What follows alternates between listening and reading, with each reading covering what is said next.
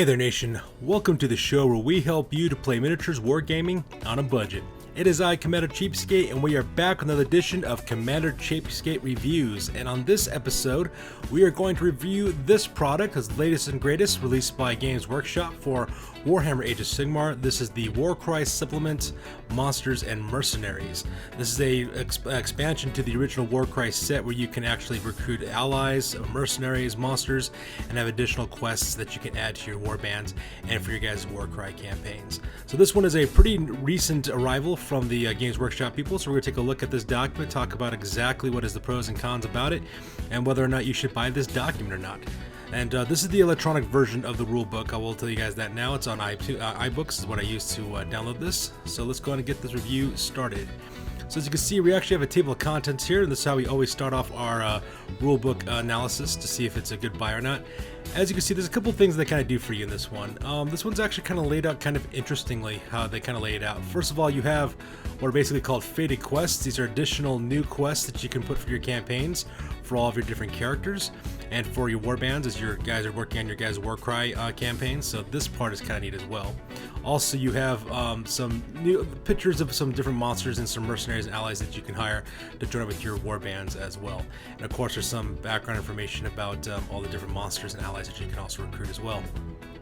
And then of course you have this new mechanic now called challenge battles, in which case if you want to include a monster inside of your warband, you have to go through a challenge battle where you actually go through a specific scenario in which you actually hunt down the monster and try to, bring it into your warband. And that one is kind of interesting because they actually give you a list of abilities called monster hunter abilities, which you can use to actually attack the monster, which is actually kind of cool. So because of that, the fated quests are actually kind of neat, and same thing with the challenger battles. This kind of adds another layer of difficulty as well as another level of playability for your guys' Warcry campaigns, which is actually kind of neat as well. Now, of course, the main reason why anybody would buy this book, especially me and for my gaming group, we bought this particularly for two reasons. One is the thralls and the monsters.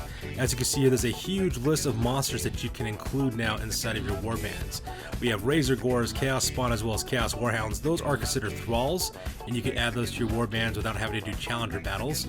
But for the monsters like Chaos Gargant, Gorgon, Cygors, Skitterstrand, Arachnarok, Warhydra, Charybdis, Terrorgeist, and Zombie Dragon, you will need to do challenge battles in order to get this one. Now, if you do notice, the Chimera is not included in this set of rules, which is kind of interesting because one of the big draws to it was that they released the Chimera War Box, the box that had the Chimera inside of it, same thing with the cards and the rules that you need to play that monster.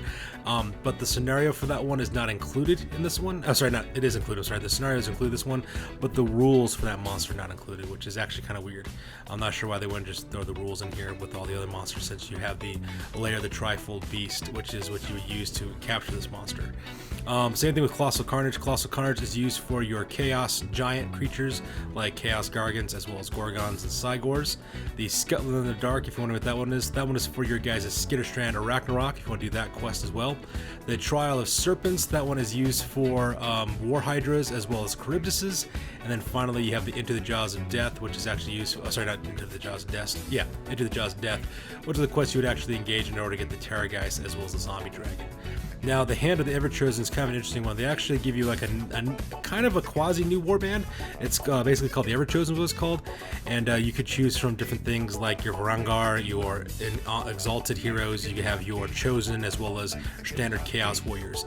And you could actually build a warband that you would actually fight against in order to fight against those guys and to earn those guys as allies, which is actually kind of cool. At the same time, the rules that they have listed inside of the rulebook, it's kind of neat because you could actually make your own warband out of it, because they have like a leader, they have elites, they have bulwark troops, and all kinds of stuff. They have the point values, and you could actually build a little warband out of it, which is actually kind of cool.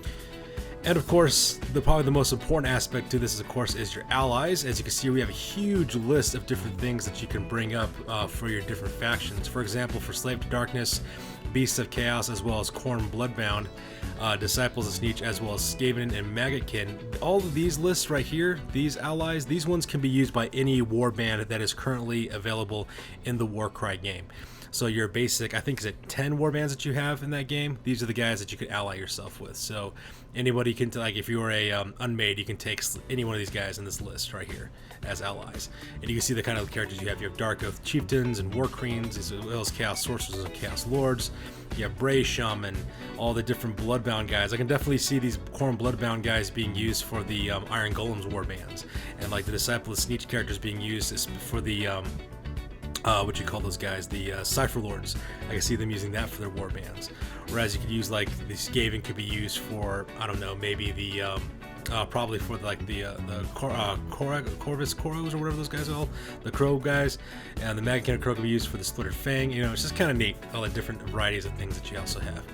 At the same time, you also have allies for all the different Age of Sigmar warbands that you have. For example, I play Stormcast Eternals, so you have access to warrior chambers like the Lord Celestant, Lord Castellant, the Lord Veritant, as well as Knight Questor, Vexilor, and Heldor, and they have a different abilities attached to those guys.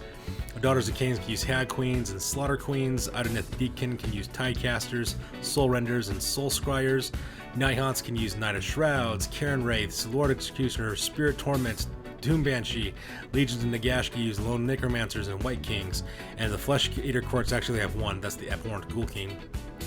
Iron Jaws, you can access Mega Bosses, War Chanters, and Weird Knob Shamans. Blown Splitters can access Savage Big Bosses. And Gloom Spike gets actually the largest of the groups here. These were your, what do you call those guys? Those Shroom Wizards? I forgot what they're called. The Shroomapalooza, whatever they're called. That's where you have all the different wizards that do all the different jobs, like Loon Bosses, Fungoid Cave Shamans, Boggle Eyes, Scaremongers, Shroomancers, Brugits, and Spikers. So these are all your different guys as well. And of course, they give you the Warband roster that you can also use. In fact, if you were to go to actually, let's go and talk about the Monsters and Thralls rules real quick. We'll actually kind of run through this little portion of the book. Alright, so here's the selection that talks about Thralls and Monsters. As you can see, you can have Chaotic Beasts as well as the Thrall rune marks. You have new rune marks that you can look at as well as Gargantuan monster rules. As you can see here, they actually have rules for deployment and using treasure, how you activate monsters and move with them, all that kind of stuff as well. So this part is really cool. And like I said before, you have monster hunting abilities that you could use, except monsters themselves could use it to fight against the monsters to make it a little bit easier for you to fight against those guys as well. And of course, you have your universal monster abilities too, which is actually kind of cool for this kind of gaming system too. But like I said, in order to get a monster, you actually have to play a scenario in which you actually go after it and capture it and kind of bend it to your will. So that's an example of the kind of things you see for Thralls as well as monsters. Alright, so now we're talking about allies here. As you can see, this is where you actually get your mercenaries, that is the quote-unquote mercenaries that you actually use in this gaming system. And as you can see, they can talk about how you can include allies and how you would do so for open play as well as match plays, as well as narrative play. Pretty much if you're playing a campaign, that's the only way you could actually build more allies. Basically, it's dependent on the territories you control as you progress through your campaign. At the same time, you could of course include one ally for your warband if you're doing open play or match play games, which is actually kind of cool. And so it's just kind of neat how they kind of allowed you to have some great variety on this one. And like I said, you can only recruit certain allies for certain factions. In fact, if you go to this next page here, it actually kind of shows you what kind of allies you have. So like these are your different rune marks for your different factions. Okay, so there's 8, sorry. There's 8 war bands that are in the Warcry game. As you can see, all 8 of these guys can choose chaos allies from any one of these different rune marks. So Khorne, or Ever Chosen, or Nurgle, Sneech, or Skaven, or Beasts that you can actually recruit as well. Whereas with these guys, for the Order guys, these are the Order guys, your Stormcast Eternals, Daughters of Cain, as well as Idoneth Deacon. You can recruit from there. And then you have your Death Grand Alliance, so like Legion of Nagash, Night Haunts, as well as Flesh Eater Courts. You can recruit from those members. And of course, you have your Destruction Allies, which are like Iron Jaws, Gloom Spike Gits, as well as Bone Splitters. And you can see that you have your different alliances that you can get from that group as well. And this is actually kind of cool in how they kind of do it. So for example, they kind of give you the information here. So you got your warrior cards as well as your different ability cards as well from each of the different alliances that you actually have. So you can see here you could have all your different groups, which is actually pretty cool. As you can see here, you have all your little shroom guys there from right there as well. And of course, it's, you know, they give you an updated what you call it, a Warcry roster, which is now kind of cool because now you can run through your challenges and try to take what kind of monsters you want to include in your warbands and stuff. So it's actually quite cool. Alright, ladies and gentlemen, so there you have it. This is the Warcry Rules, Monsters, and Mercenaries rulebook, which is kind of get just a quick breeze over and talk about some of the aspects of them, kind of things you can look for.